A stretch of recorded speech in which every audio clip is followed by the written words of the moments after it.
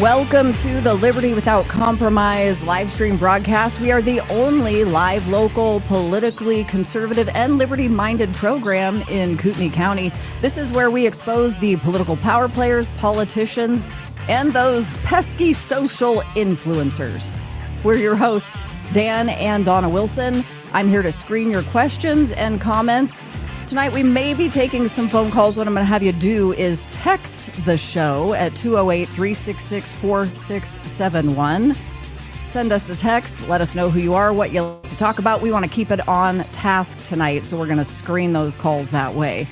And if you're watching live, be sure to click the share button on whichever platform you're watching, whether that's X, YouTube, or Facebook. And then, as always, you can join in all along throughout that comment section. We love seeing those comments, sharing them, love seeing you guys dialogue with each other.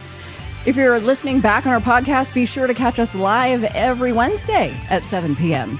A reminder, opinions expressed are ours only and not necessarily that of any of our advertisers, sponsors, and affiliates. Sometimes they might be their opinions, sometimes not.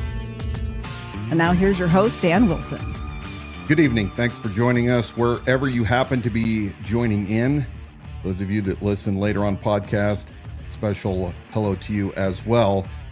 We have a lot to cover tonight. Right before we were prepping for this show, Coeur d'Alene Police Department released a couple very interesting 60-plus page reports on their findings, forwarding to the prosecuting attorneys for the events that took place at the February 22nd, 2025, Kootenai County Republican Central Committee Legislative Town Hall. That is a mouthful. It really is, every time. So we're going to talk about some things before we get into that, but we're going to spend the majority of the show going over the items that I found particularly interesting. We're not going to get through the entire reports. We're going to do that at another special... You're not going to get through all 60 pages? No, 60 broadcast. Plus? Yeah. But we will come back and do a special report because I think that you are going to want to see exactly what is written by the police and the detectives in their final reports. We want to let you know that we are doing a special giveaway. We've got a premium snapback embroidered trucker hat. It says a Liberty Without Compromise. I shared that up to the screen because I'm going to show you how you go about entering to win. So it's right here on the homepage at libertywithoutcompromise.com. Click that enter to win button. Get a nice look of that hat, the front, the back, the side. And you enter here. And then there's some additional instructions on how you can get extra entries.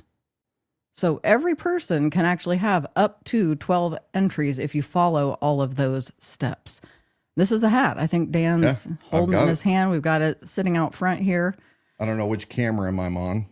What? Does it matter? Just the main one. Yeah. Main one. I was sharing other stuff. Snap back. It is a, what do you call these? The Richardson style 112s. Personal favorite. You're going to love this hat. This is not a cheap hat at all. And then we also want to remind you that you can submit an op-ed on any topic.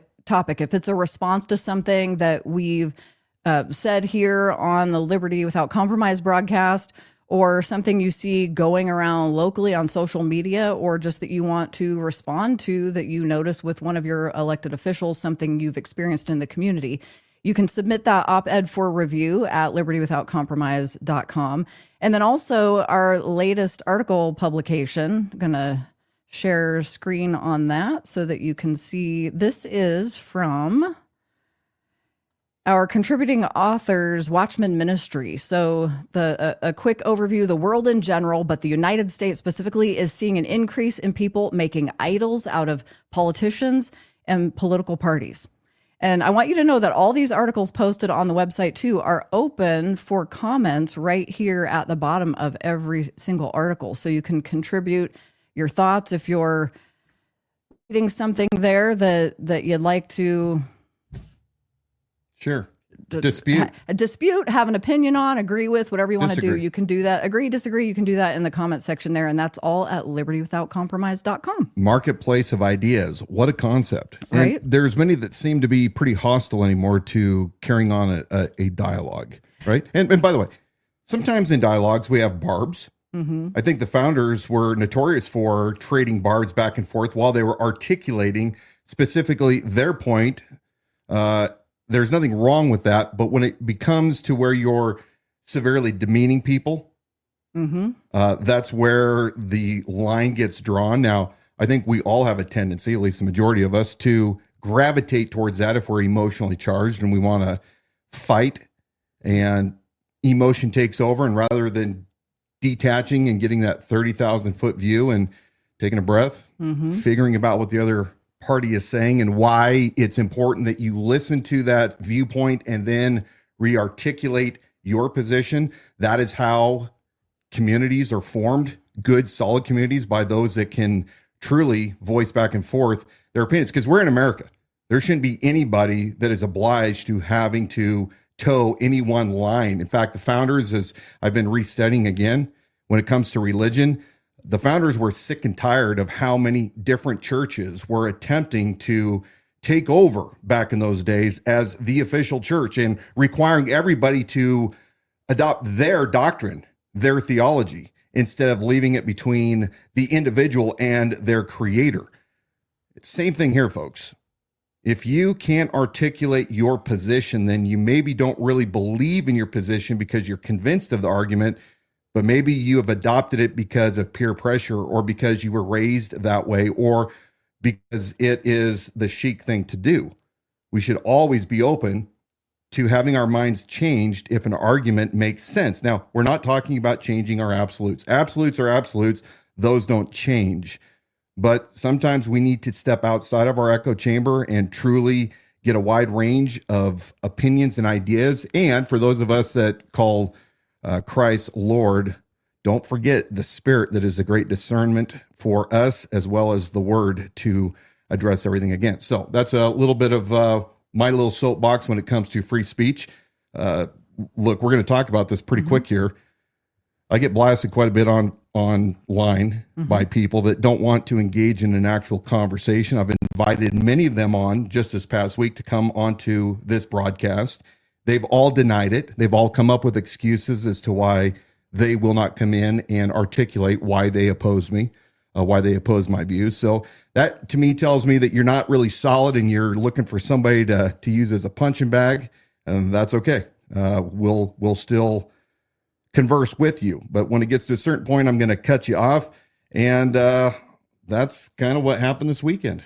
Well, when it's not productive, and they're on your platform, and it's not productive conversation. The points keep shifting. I want to. Amy Fonstrom said, "I want that hat. Can I buy that hat online?" Thank you for asking that, because right now the only way to obtain this hat is to enter to win the hat, because it is not available in our online store just yet. So you can enter to win at libertywithoutcompromise.com. It's right there on the homepage. Are you about to say something? I'm holding a beautiful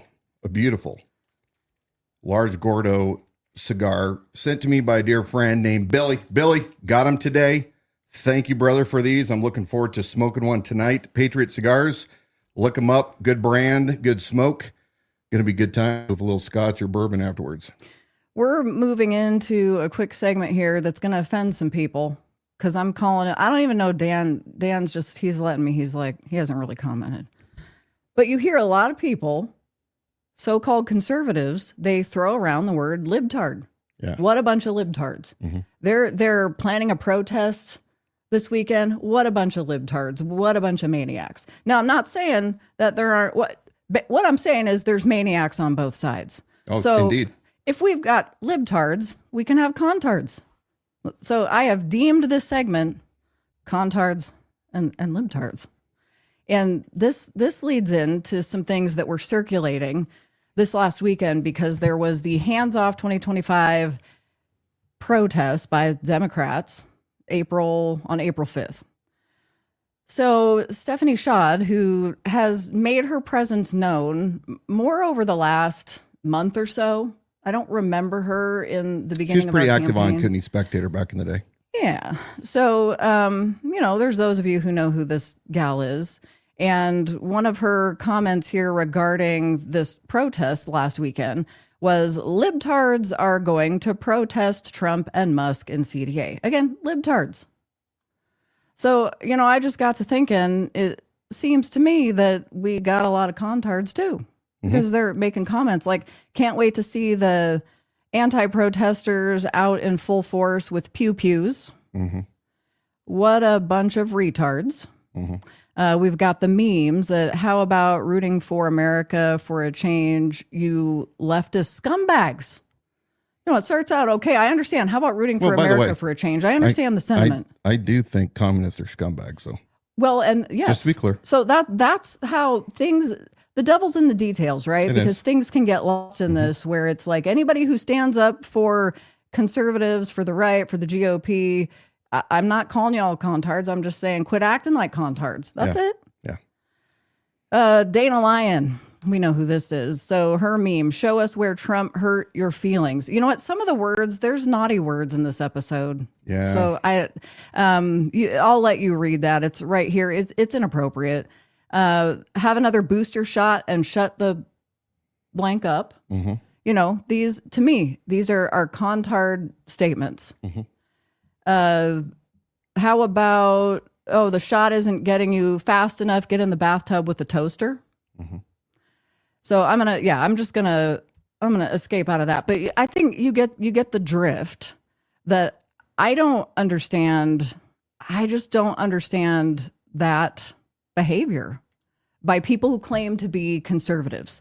I understand righteous anger. I understand and agree that we don't want globalists. We don't want satanic views running through people who are influencing our country. And I understand the anger that imagining that then creates for people. But the idea that just to laugh them off the corner or somebody with a differing point of view shouldn't be allowed to stand out with their signs and do whatever they're going to do without those kind of comments being made. And how does that feel when you flip that around and you have a Democratic majority, or that happens at some point in the future, and you're having those behaviors acted out toward you? And I think some people are, like me, still extremely angry for what happened in 2020. And that's where those comments are coming from. And so some of that is righteous. But again, who are you attacking?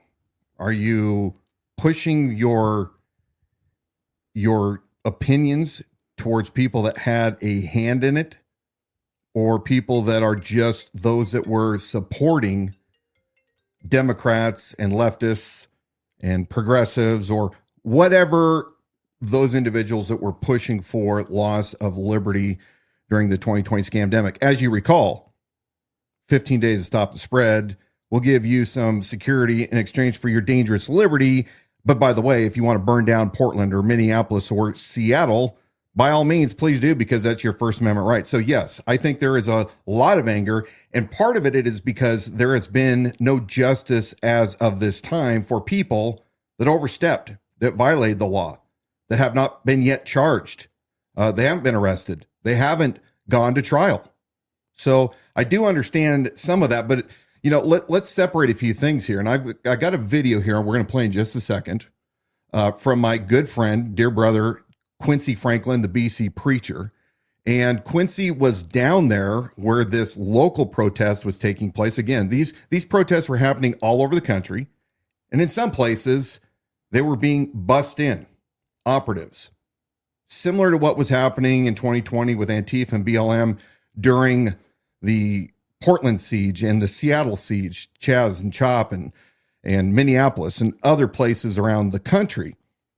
But I don't think that was taking place right here in Coeur d'Alene. Now, it may happen in Boise, and we heard that there was vandalism taking place at Tesla car dealerships down there, or private Tesla owners. That's not acceptable.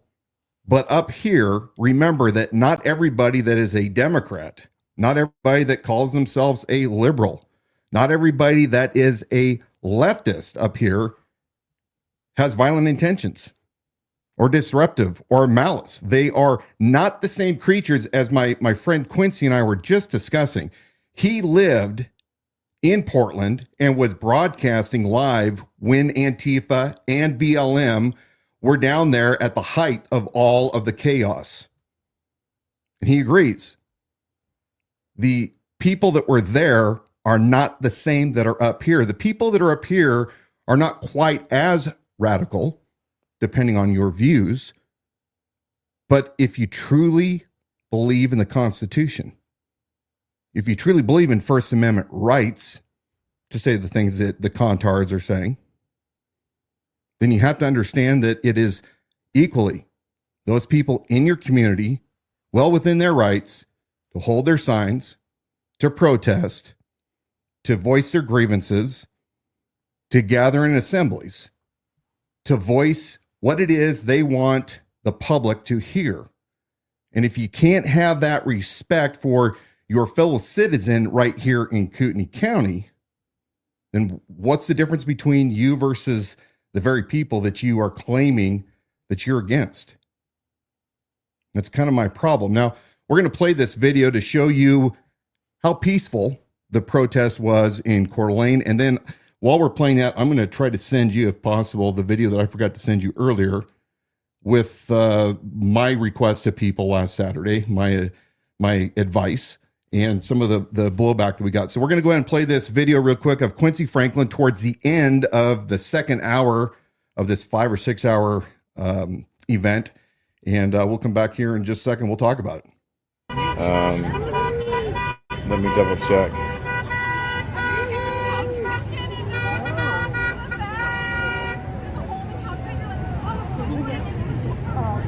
No, till 5 p.m. 6 hours, guys. You talk about dedication. That's some dedication for what they believe in. Dedication. 6 hours they'll be out here. From 11 a.m. until 5. And you have 1, 2, 3, 4, 5. Across the street, you have 8 patriots. That's all that showed up.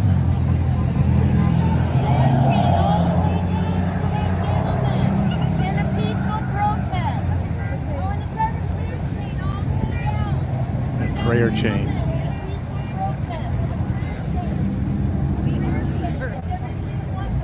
This is literally peaceful, man.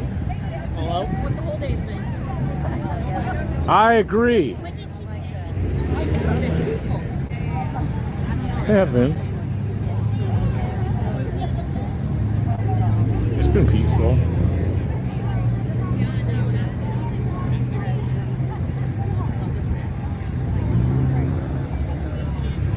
It's been peaceful. So they're taking him away on the stretcher.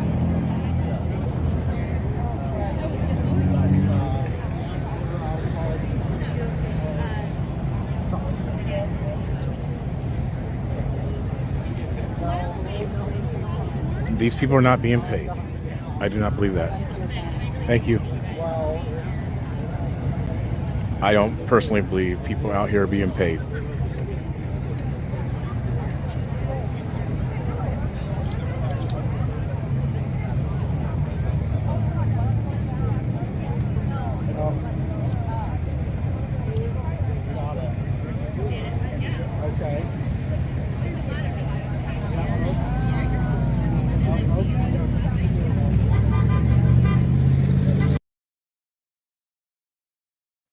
Yeah, so that was right here in Coeur d'Alene, right off the corner of 95 and Appleway. Busy intersection. You saw a lot of people that were holding their signs kind of spread out. I heard there was several hundred people there. I believe it was a 5-hour block. Quincy said earlier, they really know how to, on the left, rally to a cause that the right does not typically understand. But you know what we saw was people that were saying things that I personally don't agree with. I don't agree with many of the things that they were saying about Elon Musk or Trump or whoever. But again, that is their right. A couple of things that I was made aware of prior to that led me to put out a video. Our current sheriff, Robert Bob Norris, did not release anything with this upcoming protest, didn't give anybody any kind of encouragement or advice. He just remained silent like he often does. So I felt the need to put out my own encouragement to those that were going to be in attendance. And if we have that pulled up, we'll go ahead and play it. I sprung this on her at the last minute. Conservatives right now are all spun up with the protesters from the Democratic Party and the leftists. They're holding their protest down off of Appleway and Highway 95 today. And while everybody has the right to peacefully protest at the time of this recording, there have been no reports of any violent acts or anything that is unruly.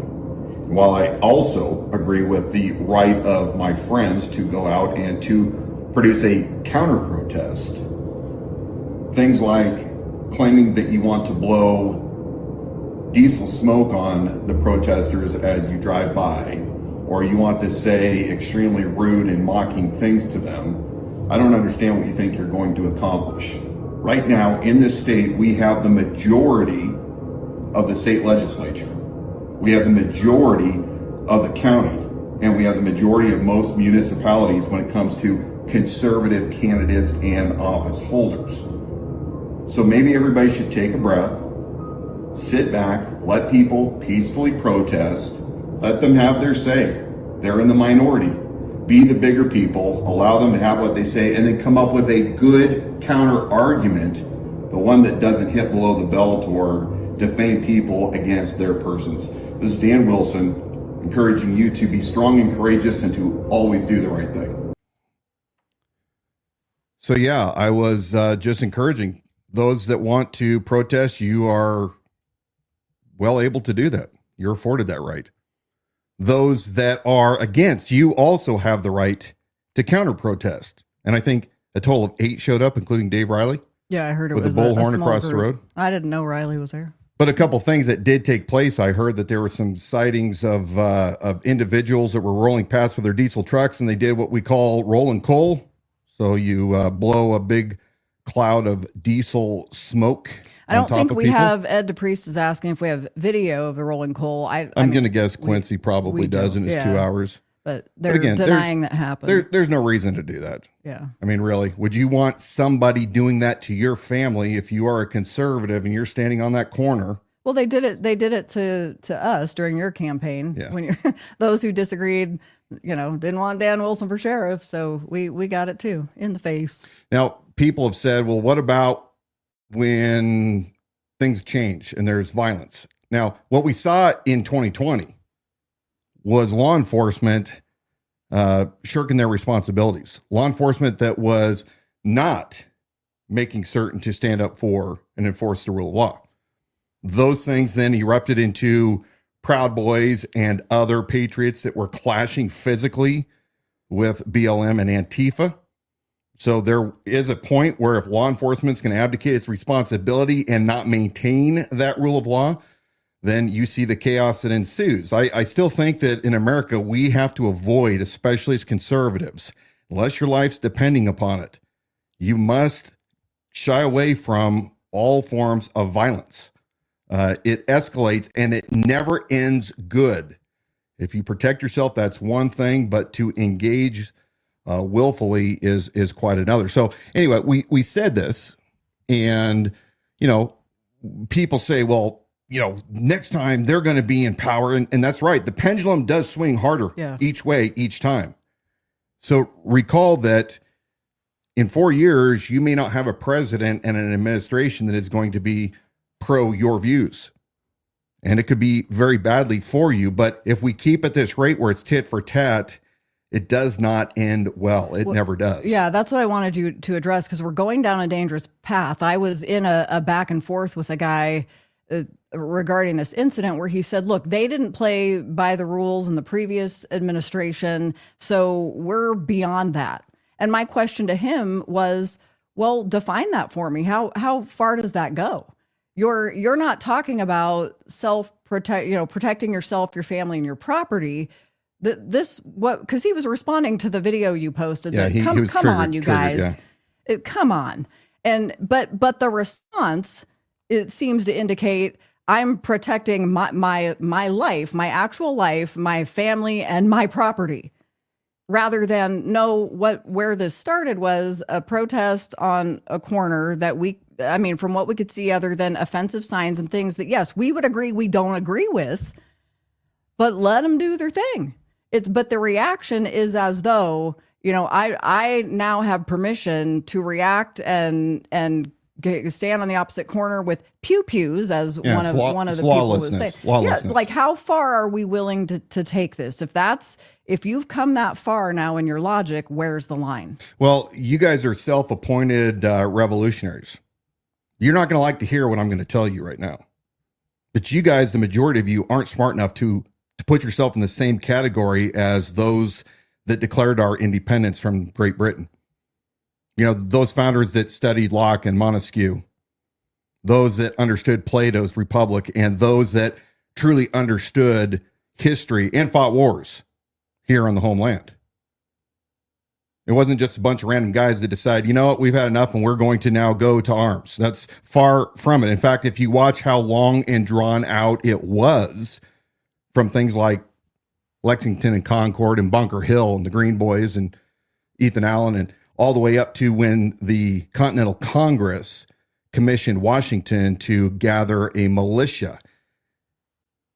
You guys need to chill out. You need to truly, if you really say and believe what you say, you need to read the founders and realize that it's up to appointed leaders to change the government. We are the people. We become part of that government, but not just random people that decide, the rules don't apply to us, because you're no different than those that you are complaining about. And I want justice. But you guys have not worked hard enough right now to get to the point where you say it's all for nothing. How many of you young men bother to go to any of the town halls? I don't see hardly any of you. I see you running your mouth online. I see you out there at the range. But what are you doing to truly get involved in your community? How many of you are running for office? How many of you can even be bothered to be a part of any kind of an election or get on any boards? I know you're all too busy. You have families. It's too expensive. Blah, blah, blah, blah, blah. Until many of you get off your asses and get involved. You have every tool you need right now to take back your government peacefully. Instead, you just want to flex your muscles and do your Fox talking points, and you guys are all tough. You're all really, really tough. But you can't even articulate exactly why you're conservative and why you believe in what you believe. And many of you have just become conservative since 2020. You're babies. You don't even have a foundation in the founders and the defining documents. You don't even truly understand what liberty means. So let's drop the rhetoric down a little bit. One more thing on this topic before we move on to Brent Regan of the KCRCC. It was incredible to me how controversial you coming out with that statement in the video we played just a bit ago, saying, cool your jets. Stop. He didn't say this. I'm saying it. Stop acting like, if there's libtards, or call them libtards, stop acting like a contard. Well, one of those commenters who, again, has, as of late, been ruthless, and this is the last one we'll address that relates to this, is, again, Stephanie Schad makes a resurgence. She has a hatred that is coming from the pit of somewhere. I mean, it's the kind of hatred that you hold for people who have done you or your children personal bodily harm. And it doesn't make sense. So her comment on this video, which I did manage to get a screenshot of it before it was, she went back and edited this because there are rules on the page here. The administrator has rules for language and name calling, so it was edited. But this is the original comment, and I'm going to read it as written. So if you don't like the language, I'm warning you now, plug your ears. So Stephanie Schad, self-proclaimed conservative. She goes to the luncheons, attends the meetings, ran for PC. Does the things. Yeah. So Dan Wilson comes out, makes a statement. Stop the bad behavior. Stephanie Schad says, so done with this ego-filled sack of shit. Haven't we had enough theater yet? Oh, Stephanie. Do you kiss your mother with that mouth? Stephanie, I understand you're angry. I don't think you're really angry at me, though. I think you're angry at the failing KCRCC. You want to talk about Dan Wilson being an egotistical piece of shit because I'm leading when Bob Norris is habitually absent, has nothing to say about any of these events, as, you know, the sheriff that defends everybody's rights to life, liberty, and property. What about Bob Norris, Brent Regan? Are you tired of their egotistical shit? I mean, after all, Stephanie, remember a year ago, I believe you lost your PC seat in the primary. And one could argue that that was due to Bob Norris and his deal with the Deputy Sheriff's Association, allowing them, in violation of Idaho state law, to use county property, intellectual property, and tangible property like the badge to put out on a mailer that was sent out to everybody before the primary. The Deputy Sheriff PAC, that's the Political Action Committee, that was given this permission to promote their candidates, and you weren't one of those candidates. I've never seen you give any kind of where near that kind of response to Bob or Brent. So what are you really mad about, Stephanie? You want to sit down and talk with me anytime, Stephanie? I'm more than happy to sit down. You can correct me, or we can have a conversation. Maybe we can call a truce. It's up to you. Well, I got Brent Regan kind of coming after you on social media, which is something I would have thought this guy is in such high, lofty places. And if you are the nobody good for nothing that they all claim, I'm a little bit baffled as to why he's engaging you on social media, poking fun. Well, so what was that all about? This is kind of back where I was saying you can trade barbs, right? I mean, if you're going to have a debate with people that are supposedly like-minded, we believe in the Bill of Rights. Do you believe in the Bill of Rights, Brent? I don't know. I assume you do, since you're a Republican. But you can throw barbs back and forth and harass each other just a little bit. Brent, though, sometimes I think gets a little spun up, a little more than usual. So he publishes his op-ed pieces all the time. And I believe that he published one on common X. sense. Yeah. It's just common sense. Yeah, on X. And I'm going to post it or pull it up right here to read it, because it's kind of funny. I think it's actually kind of hilarious. You have Brent, who I guess was denied one of these op-eds, so he put it in his Twitter. So we're going to let you know where you can find it. If you have Twitter, you can find it under Brent Regan April 3rd post, so you can read the entire long article. In it, he makes a couple accusations. He makes accusations against other conservatives that he doesn't like, claims that they're liberal and liars, said that one of them had an affair, as adulteress or something. So, yeah, he was making some public statements. So he starts out and he says, facts are stubborn things, common sense anyone, lies and liars. Politics is full of lies and liars. You have lies with little or no consequences all the way to the big whoppers. Trump is famous for the little lies, exaggerations, and hyperbole, but generally he is directionally correct while stretching the truth as to degree or effect. Now, some banter entered into the chat. Mark Stewart, who is a PC and a member of the KCRCC, he says, you seriously need an editor or some guardrails. Accusing people of sin like adultery is no different than accusing a person of murder.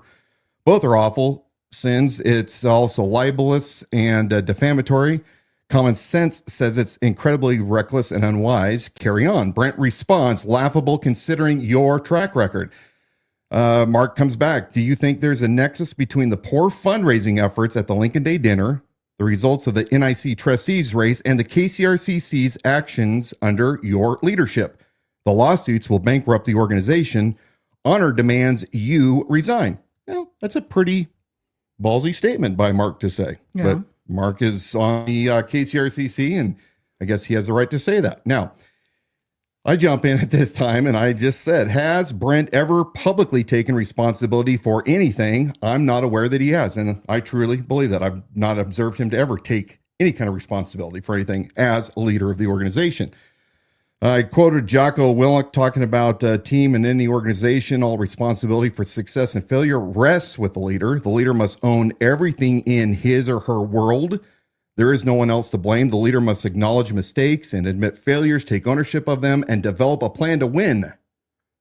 So, of course, Brent's response is, I took full responsibility for the electioneering violation of the past committee, both actual and financial. As for a plan to win, last time I checked, you still aren't sheriff. Oh, ouch. Now, of course, prior to the election, he called me wannabe sheriff on X. Mm-hmm. He was all spun up. He's dropped those before. So again, I consider that to be part of the barbs that we, send back and forth. I respond, I'm the man in the arena, dear chairman. I may have lost the race, but that's not the only campaign I am waging. There's no stopping a man who knows he's in the right and keeps it coming. See you soon. Brent's response, another barb. You're a man who loves his own reflection. My response to him, and this is where I'm going to start taking him to task since we're down this road. At least I didn't take the PPP loans like you apparently did. $75,000 from handout from the taxpayers is such a conservative practice. You, dear chairman, are a fair weather conservative. And I showed a screenshot because he did get COVID money. Now, we understand that Brent is a man of wealth. It's my understanding. I understand that he owns a lot of property overlooking Coeur d'Alene Lake. I know that he has a design company, an engineering company. And during COVID, apparently, he asked for $75,000, rounding it up. And not only was he given that $75,000, but he also was forgiven the entire amount, which is the loan plus the principal plus fees of over $75,000. Free money. And he goes on to say that, dear not the Idaho sheriff, I have paid many times more than that into the system, and I got a tiny piece of it back when I then used to pay my employees overtime to make parts for medical ventilators to save lives. In comparison, if you want a job that's paid with taxpayer dollars, by your own standard, getting paid with taxpayer money makes you not a conservative. That's not really factually correct. I mean, one is you are trading a service for compensation. That's the way the world works. We're not in an oligarchy. We're not in communism or some indentured servitude. So, yeah, if you work as law enforcement does, as elected officials, you get compensated for your time. But you took $75,000 while you were making money hand over fist. Undoubtedly, that's my prediction. I don't know that for certain, because you say you were making ventilator parts, I think, for the COVID efforts. So you didn't have $75,000. You couldn't operate without it, Brent? I mean, wow. Didn't he say it was for his employees? The means justify the ends. Well, hell, I was running my company during that time. We didn't shut down once. Well, and then Ed says, what employees? I've heard that said. I'm just reporting. And this is amusing me. Normally, I don't prolong my exchanges, but I want you to see a side of Brent Regan. I responded, apples and oranges, and you know it, Mensa man, because he's, got a high IQ, so he's part of the Mensa group. I defied the Washington state governor order to shut down during COVID scam. I chose dangerous liberty over certain security. Did not stop operations one day and use my own money to finance all my endeavors. Why would you need PPP to pay your employees overtime? After all, you had to be making money hand over fist, making these ventilators. Sounds like you pocketed extra profits and used the U.S. taxpayer to fund your payroll. But again, he justifies it because he's paid so much in taxes over the years. So, he's entitled to a handout. Mm-hmm. I said, by the way, I built my company from my own merits at the age of 24 with no loans while married with 3 kids and a stay-at-home wife. Didn't you inherit your wealth? Any truth to the rumors that your ventilators were defective? It's a question. It's a barb, but it's a question. Yeah. Given your propensity for prevarication. I forwarded your contact information and X handle to our client with a recommendation their legal team keep a close eye on your postings. When you make the kind of investment it takes to get FDA certification, you take seriously anyone who makes false claims. Have a nice day. Brent, if you had any common sense, you know that questions are not false claims. Pathetic. You consistently prove you are unfit for law enforcement, not to mention sheriff. Again, doesn't address the argument that I'm trying to make. Why did you take the money? Justify why you took the money, right? I'm showing my creds to you, Brent. Now you show me your creds. I'm telling you, you're full of it because I was able to float it, and I guess when I don't have the same amount of wealth as you do. And the point being to take those COVID funds is not fiscally conservative. That's not the at point. all. Not at all. That really is ultimately that's the push in this dialogue. Not at all. Yeah. He deflects the questions, doesn't bother to answer them because he knows I have him dead to rights on it. But he threatens he's going to sue me. Right. Because I named the company that he was working with and I've defamed them and they're going to be keeping an eye on me, but how dare I? Because, it takes all this FDA work. Anyway, if you want to read more of this, we went on for a little while. You can go to this thread. I think it's interesting. Brent does not seem capable of staying on a topic and engaging with you. He does like a lot of them. They immediately change the subject. They parry and deflect. So yeah, I'd be more than willing to sit down with Brent anytime, same thing, and have a conversation. I don't think he's going to take me up on it, though. I don't think he has enough common sense to do that. Yeah, he's pretty much shown he doesn't want to be in the same room with you. He knows how to make his quick exit if he sees you coming. Yeah, and again, for those that don't recall, as chairman of the Kootenai Republican Central Committee, completely blew me off the very first time I ever met him when I was a candidate. I had to go over and try to introduce myself. He wouldn't give me the time of day. He didn't stay during my vetting questionnaire with the KCRCC. An arrogant SOB. I'm not impressed with his leadership. And we're going to talk about the ramifications of the poor leadership of Brent Regan that many have been saying for a long time. He needs to go. He's completely radicalized the KCRCC to where it is only him and a small select group of people and friends that are worthy enough of running that organization. And everybody else is a RINO. And everybody overuses the term RINO. Just because somebody does not believe identical to your belief, if they're still practicing Republican principles, they're a Republican. Well, like on this, if Brent Regan taking PPP money is not considered to be fiscally conservative, that's not a conservative ideal, then why can't there be an argument for that being a RINO practice? I think it is, but yes. Rules for me, but not for thee. Yeah. And again, I'm going to say it. This is complete speculation, just to be certain, since Sue Happy Brent shuts down everybody's arguments with his lawsuit, which, by the way, little sidetrack. Well, let me finish this and I'll go back to the Okay. All right. Is exactly this. You literally took money that you most likely did not need, but you were an opportunist and you saw, hey, free money. And look, brother, they were breaking down my door at the same time. My banker and my CPAs were telling me, hey, it's free, take advantage of it. But no, men of liberty do not take money at the same time from the government. At the same time, when the government tells us to stop operations and to quit working unlawfully, we give them the finger and say, hell no, we're not stopping. You don't have a right to tell us what we can or can't do to provide for our families. That's what men of liberty do, Brent. As leader of the Idaho Freedom Foundation, Brent, don't you know how things work with liberty, Brent?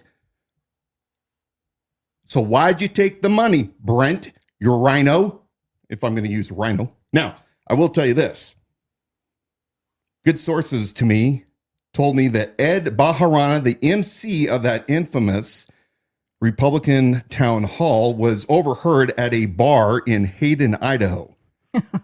He was overheard saying that he was scared shitless over the impending lawsuit that he knew was coming. Don't meet out in public when you're talking about sensitive in information. A bar. People are listening. And then he said, but he was going to be okay. He'd been losing work, but he was okay because Brent Regan had offered to take care of his legal fees. Now, again, don't know that that's true, Brent, and your attorneys that are watching.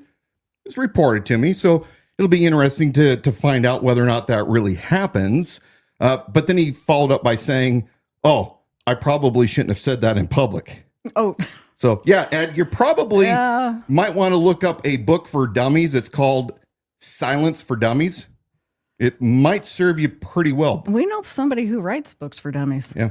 Oh, Should be working on the next edition. The person that recruited me and now I'm aligned with. Yeah. Okay.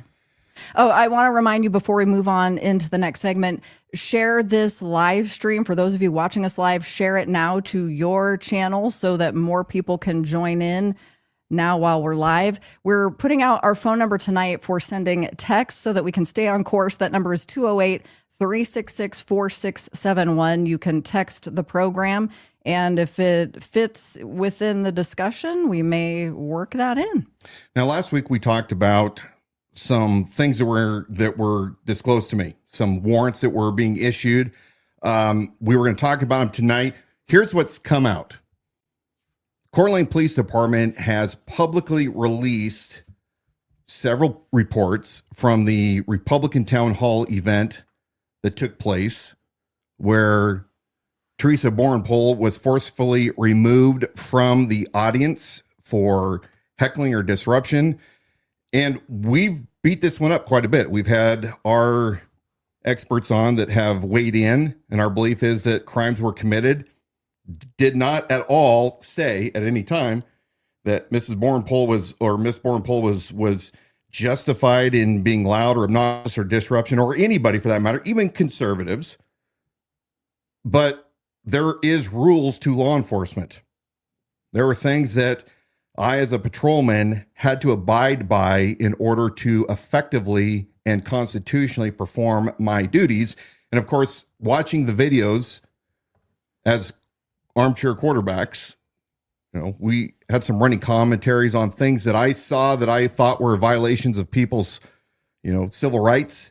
It was completely speculation on my behalf, but we have these reports now in, not only from police officers completing their reports that were investigating that incident, but also the detectives. So we have far too much to go over tonight. I'm going to try to go over the highlights. We're going to jump all over the place. And I just want to highlight that the reason that we're going back to talking about this event once again, which was the KCRCC legislative town hall from February 22nd of this year. We're discussing it again because it's I know that those of you you've hit this from every angle. It's a lot of opinion. It's going over video.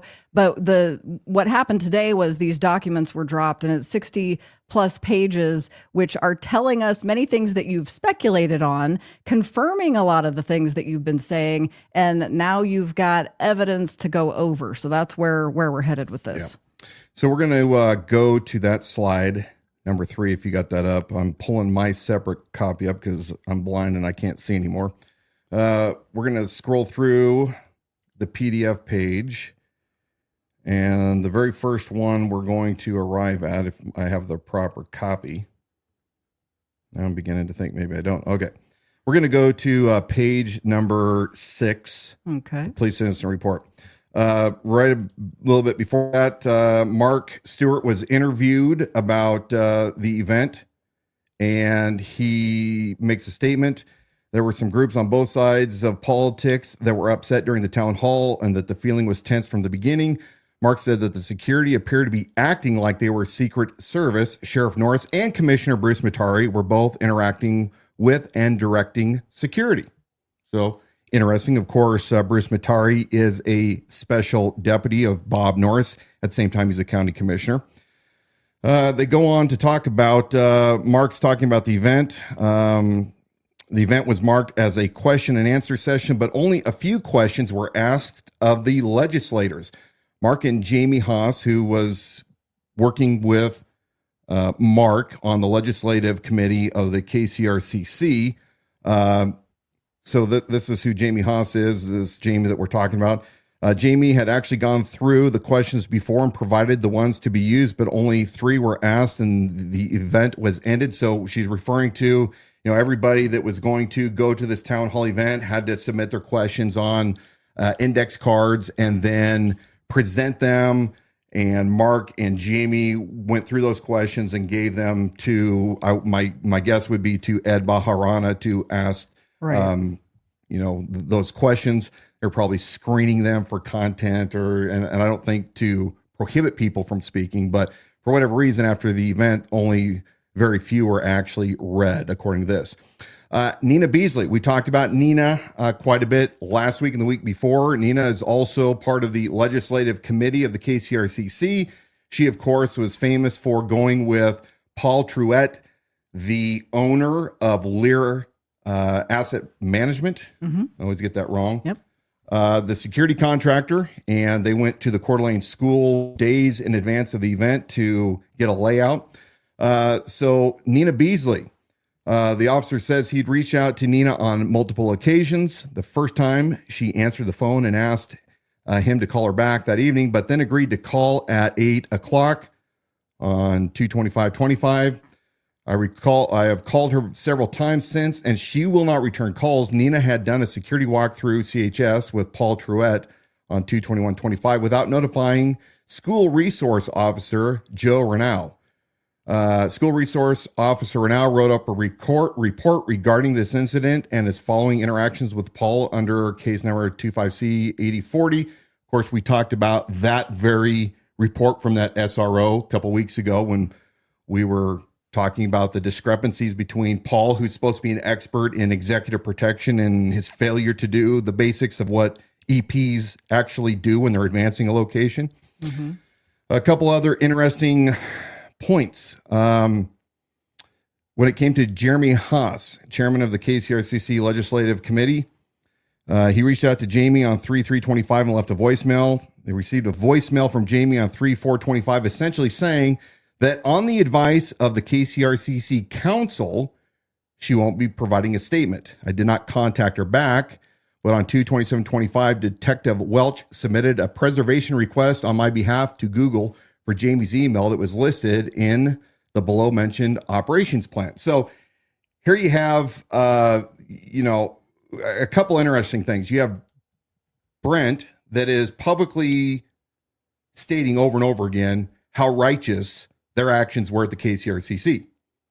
He's spreading his narrative as to why there's no culpability. They didn't do anything wrong. They're the victims. Sheriff Norris acted along with Lear appropriately, and yet now he's telling his people to not answer questions of law enforcement.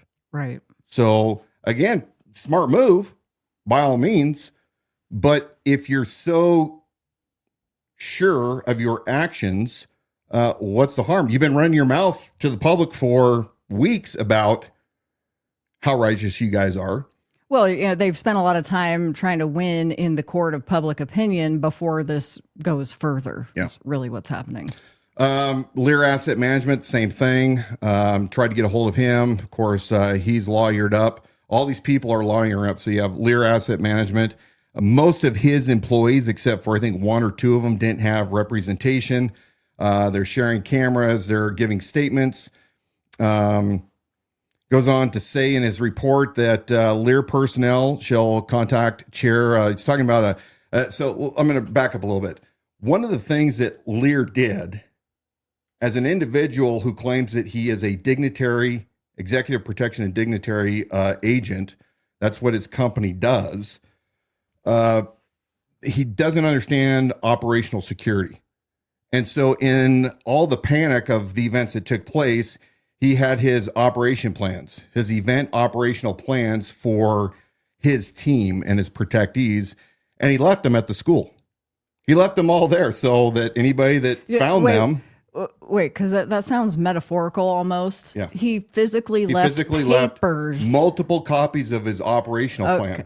I just wanted to clarify that. And they're described as, tactical plan with his logo on the front and a bunch of guys are standing in front of a helicopter in, I think, probably tactical gear. Oh. But he left that. And I mean, one of the things in Executive Protection 101 is leave no trace. Mm-hmm. Don't leave your crap for the opposition or your enemies to obtain your plans. Or to put those who you're there to protect, putting them at risk by seeing plans laying around. So they left this at the school. He went back to try to retrieve it, but he still left a copy. Lear personnel shall contact chair. So he's reading this. This detective is talking about part of the plan. Lear personnel shall contact chair KCRCC team at 11:30 hours inside the hall to brief plan. Supervisor shall address entrance, exit avenues, and strategic operation plans to facilitate meeting objectives. So here we have in his own plan that he's meeting with Brent Regan, the contact chair. Maybe the contact chair isn't Regan. Maybe it's Jamie Haas. But anyway, he is meeting with KCRCC folks. So they knew that there was a plan going on here. They're going to warn those as part of their plan who are disruptive in the meeting to cease, or they will be removed or seek the direction of the chair. Paul was not able to or refused to talk with law enforcement. So detectives submitted a preservation request for his email as well, as listed in his operation plan. We're flying through here. I'm just grabbing interesting paragraphs, and we're going to break this down in far greater detail in a later broadcast. City Clerk Renata McLeod informed me on 2/27/25 via email that Russell Dunn did not have a current security agent license through the city, and thus was in violation of the city ordinance requiring a license to operate as a security agent. So Paul didn't make certain that all of his employees, those working with him at this event, were even licensed appropriately with the city. So not real high speed there. Let's see.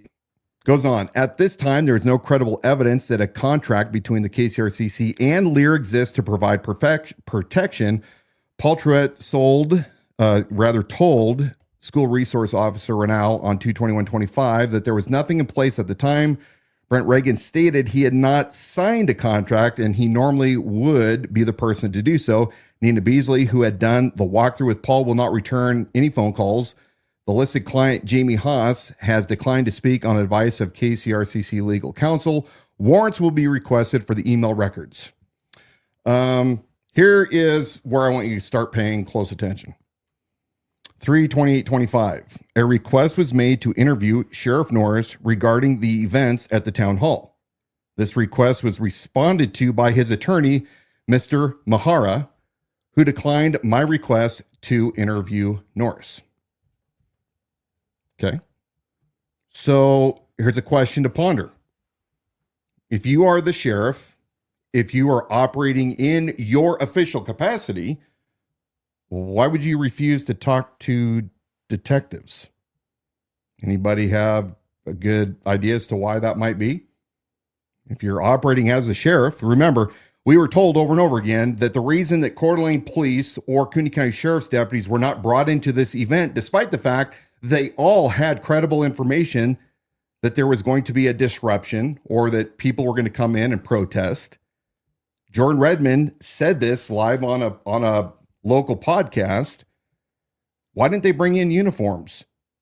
Well, because Bob Norris was going to be acting as the official law enforcement of the event. One of the dumbest things I've ever heard. No elected sheriff in a county of this size, that's not Andy in Mayberry, should not be putting hands on anybody unless there is a serious threat taking place, a crime, a felony that must be acted upon immediately because nobody else is there to act. So why is Bob Norris refusing to talk with detectives? Interesting. Goes on. Again, from Detective Haley. His narrative on 2/27/25, while I was working as a school resource officer for Coeur d'Alene High School. Excuse me, I'm going to restate this. This is still the school resource officer, but it's in Detective Haley's report. I was contacted my office and by head custodian for the school, Kelly Human, about some paperwork she found left in the building. Human stated that after the KCRCC town hall on 2/22/25, she found a clipboard ostensibly belonging to Paul Truett. On the clipboard, there were several copies of a security operational plan for the KCRCC town hall. Human informed me after she found it, she placed it on her desk in the office. They go on to talk about giving it back. I'm going to scroll down to the search warrants. So the Coeur d'Alene Police Department did submit for several search warrants. One was an email search warrant that was signed by the Honorable Judge Eckhart, and it was for Jamie Haas, her emails. There was one for, let's see. Again, we just got these earlier, so they're not as laid out as I'd like it to be. There was search warrants also served on Jeremy Loken. Now, Jeremy Loken is a local videographer. Mm-hmm. Yeah. He works a lot with the Kootenai Journal, which is, my belief, one of Bob Norris's in-pocket independent news organizations. To find out exactly why I believe that, or it is substantiated. But Jeremy farms out his services. He runs Rumble Page, Coeur d'Alene Freedom Watch. That's it. Yeah. He's the one that altered the video that Summer Bushnell was using to state that the drag performer had exposed his genitals. Yeah. So Jeremy's been involved in a lot of things around here. Yeah, and you'll see him at a lot of town halls, different conservative events as the videographer. And he is, always been respectful when you're in a room with him. Yeah. We're going to fly through this. Page 11 at 14:16 hours, 16:16, so it'd be 4:16 in the afternoon, while still waiting for Jeremy, because he talked to Jeremy earlier and was supposed to get the videos from the event that he taped on behalf of the KCRCC. He came to the house. Nobody was there to let him in. While he was waiting for Jeremy to show up back at the house, he received a call on his work cell phone. This is from the detective. In-house records show to be Charity Joy Clayton's phone number. She is the editor-in-chief and reporter for Kootenai Journal. From a reporter that stated they were with the Kootenai Journal, I explained that they would need to contact our public information officer for any information. They then proceeded to ask me questions, to which I each time referred them to the PD's PIO. One of the questions asked about which Idaho code I was investigating, and the final question asked if I was trying to obtain property from a private citizen without a court order. Now remember, Jeremy is the personal videographer for Charity Joy of the Kootenai Journal, and they came out and interviewed us when I ran for sheriff. Mm-hmm. On 3/10/25, I found out that Jeremy is listed part of the team of the Kootenai Journal as listed on their website. Jeremy, videographer. Jeremy is a photojournalist in Kootenai County, Idaho, who has worked in local television news for 15 years.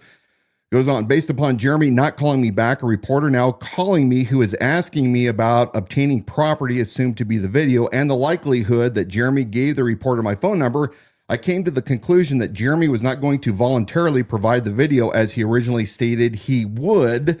I returned to the police department and wrote up a residential search warrant for, redacted, the residence that Jeremy shares with his parents. In my original conversation with him, Jeremy stated that he was working when I first knocked on the door, so he couldn't hear me, thus indicating he worked from the residence, and any video he had would also be at the residence. So we're not going to belabor this much anymore, but here you have Jeremy that said he was going to cooperate with law enforcement. He doesn't cooperate. They give him more than enough time to comply. He doesn't do it.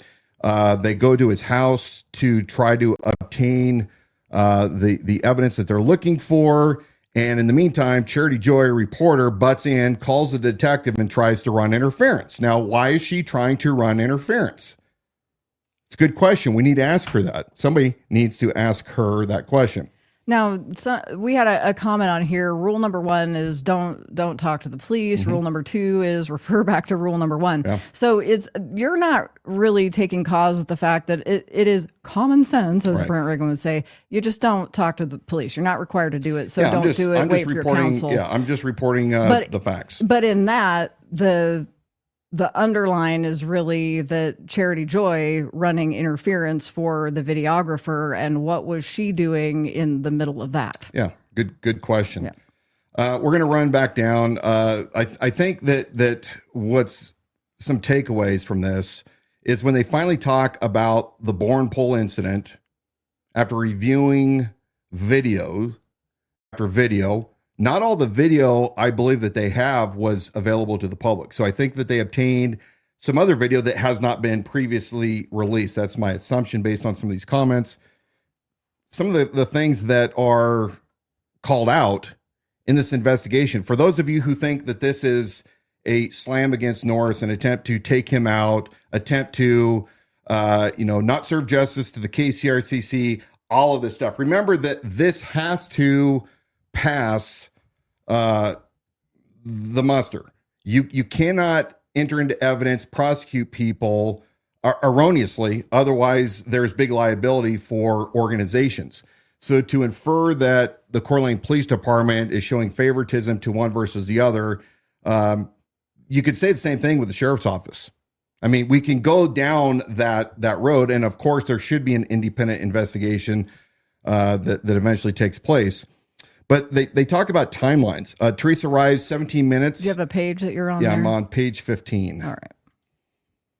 Teresa arrives 17 minutes after Brent Regan gives his warnings about there being a security team that will escort disruptors out of the building. She arrives 14 minutes after Norris does the pledge and 13 minutes after the MC Ed Baharana asks the crowd to avoid disruption. So the detective's going back and critically looking at timelines saying Teresa has plausible deniability when it comes to she didn't know the rules because the rules were laid out before she ever got there to this open event.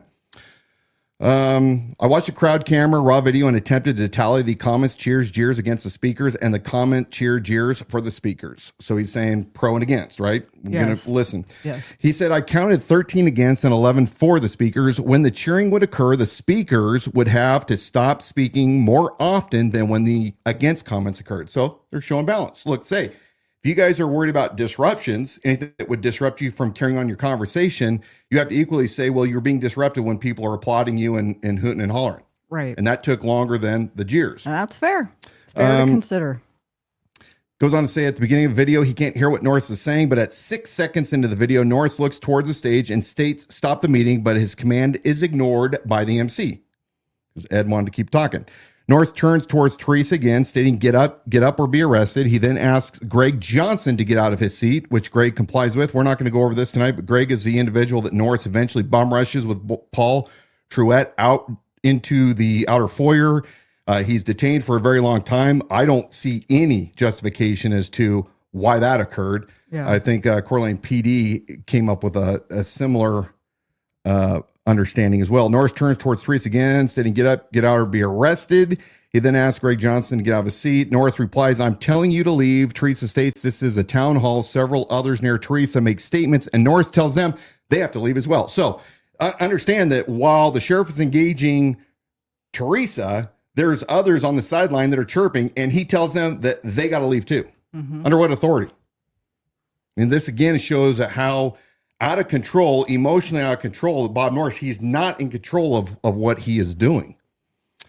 Talks about telling Lear what to do. He says, give me a video. Norris directs Greg to move this. Greg works for Lear further away, and Greg states, Greg is Greg Johnson, the individual that they unlawfully detained. Tells him, Greg yells at Norris, please don't. Greg moved further back from the seat where he'd been out of the way. Lear employee Jesse Jones begins to film with his phone while Lear supervisor Christopher Burke stands by Norris. Norris turns back to Teresa and states, my name is Robert Norris. I'm the sheriff of this county. We're asking you to leave on video. Please get up or be escorted out. Teresa replies, escort out. Norris states, yep, let's go. And then grabs Teresa's right arm. This occurred less than 3 seconds after finishing his warning of please get up or be escorted out. In other words, translated, he didn't give her enough time to comply before he went hands on.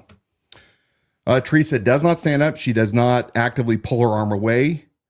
She asks Norris several times, please don't touch me, while Teresa is not standing up. When Norris pulls on her arm, Norris looks at Laura, this is another lady nearby, and tells her that she will be removed also.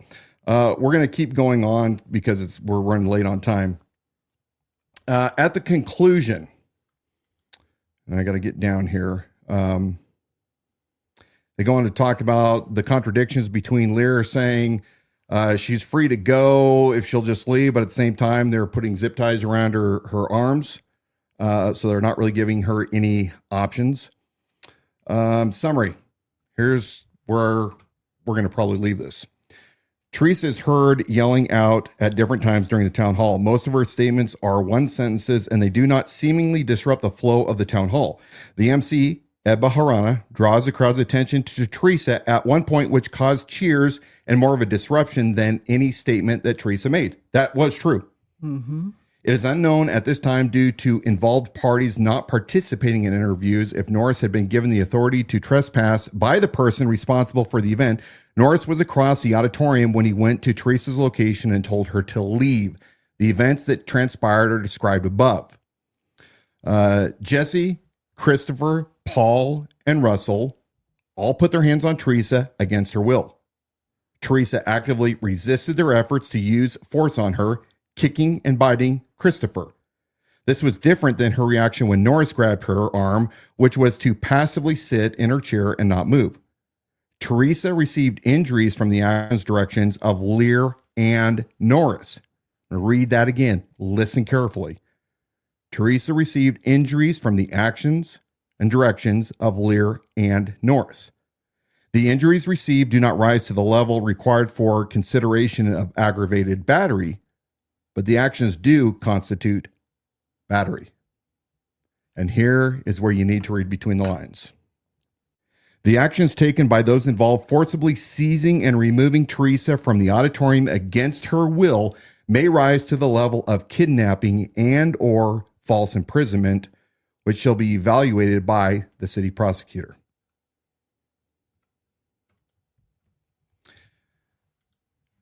It's going to get very, very interesting in the next several weeks and months to come, as all this is being sorted through and the prosecuting attorneys go through the vast amounts of evidence, whether or not they decide to charge these individuals with the crimes that they committed. And they are serious crimes, the least of which is their unlawful operation of their security teams at that event. Unmarked, some not licensed. But how much ultimately is this going to cost the Kootenai County Republican Central Committee? How much is it going to cost the county? Was Bob Norris operating as the sheriff or as a private citizen? What's the overall culpability of everyone involved? One thing is for certain, it's going to be one heck of a big mess. And I hope that when it's all said and done, we can learn from this, especially as those of us who call ourselves Republicans, on how we better set ourselves up for success if we're going to hold these town halls in a primarily Republican county where people of opposite views are very, very upset. How do we maintain the rule of law while also allowing these people to have their say? What are the appropriate actions? What are the appropriate precautions? Bringing uniformed officers as a presence at a minimum. These are some of the things that we're going to be debating for quite a long time. And as always, I welcome your comments, whether it's on X or Instagram or Facebook. And even if it's a one-on-one conversation, I know I owe many of you a conversation from just today, and I'm looking forward to that. But consider yourself to be an American that has the same rights as other Americans. And ultimately, we have to protect everybody's constitutional rights, regardless of whether or not we think they're dirtbags or not. I almost hit a wrong button there. Almost ended the whole thing before we're done. I want to remind you to head to our website, libertywithoutcompromise.com, and enter for your chance to win this premium snapback trucker's hat that says Liberty Without Compromise. There's beautiful pictures of it there on the website. Right on the home page are instructions and a big button to enter to win. It is not currently available in our online store, so the only chance to get your version of this hat is by entering to win. All the instructions are there. You even have some steps you can follow to get more than one entry. And then also, I want to thank our affiliates, Midday Squares. Those are our delicious favorite chocolate and cookie dough and peanut butter and brownie snacks that are good for you. You can get 15% off your order with the link that is sitting here in the comment section.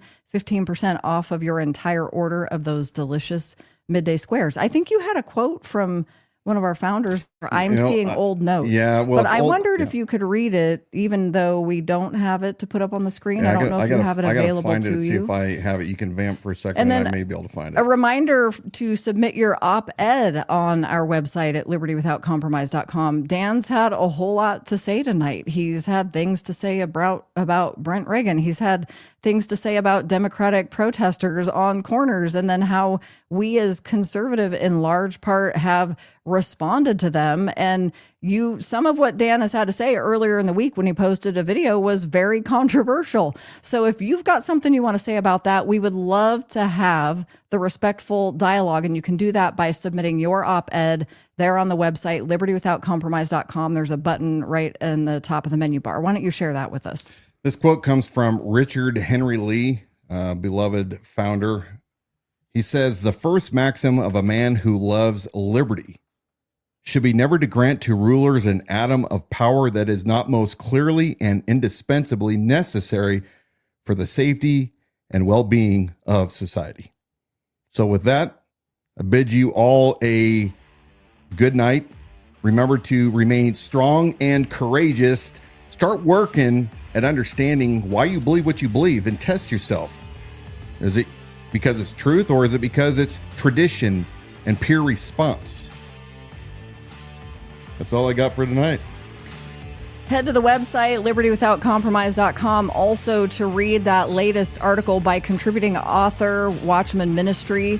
It's the loss of Judeo-Christian morality and the rise of conspiracy theories. What effect is that having on you here in Kootenai County? That's not just national. How is it affecting our behavior here? It's a good read. It's something that was very timely because there's a lot in there that even you've talked about for months. Did you write that?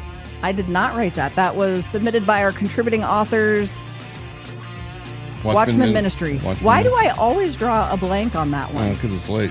So they're just my friends, and I think of their names. But yeah, not all opinions and precise statements are necessarily that of our own.